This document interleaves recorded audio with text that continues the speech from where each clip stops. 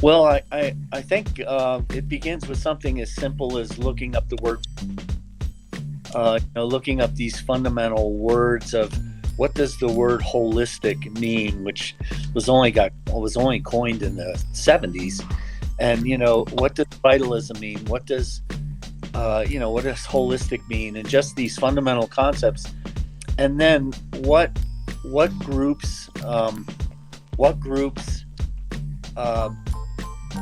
as far as the delivery of care service those ideas. That is, chiropractic is focused around allowing the body, helping the body to express its own intelligence and restore itself to dynamic equilibrium.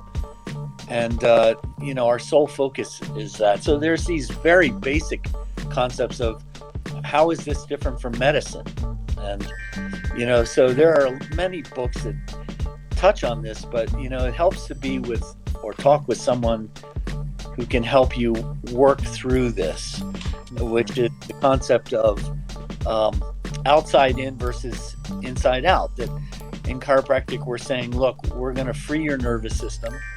What does that mean, freeing a nervous system? Well, nervous system can be in a state of fight or flight, which begets a certain chemistry, that we can just wormhole into that whole universe, so that the nervous system can lock down. That we know, and it then can cascade in a certain chemical path.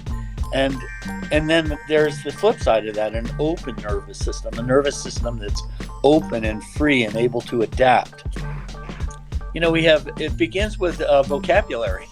So we need a good vocab class, adaptation, dynamic equilibrium, these fundamental words that then we build on into a philosophy of, if we say the term outside in, inside out, that's not a scientific term, but it's a way we describe the way people have been managed, the way that we've managed healthcare. So you have a doctor who thinks, look, I'm going to give you a COVID injection, or, and I'm going to affect something in the immune system in a positive way, hopefully.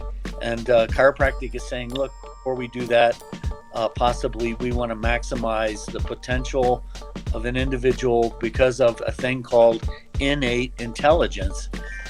And so just the word innate, we could spend probably a month talking about how did innate intelligence come about.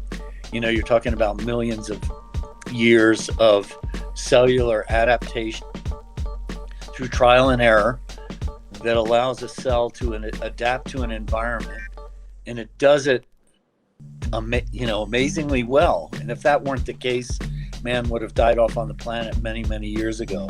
Mm-hmm. But the cell adapts and is capable of adapting, and our job is to help the cell adapt to an ever-changing environment, which is, but for me, what health means.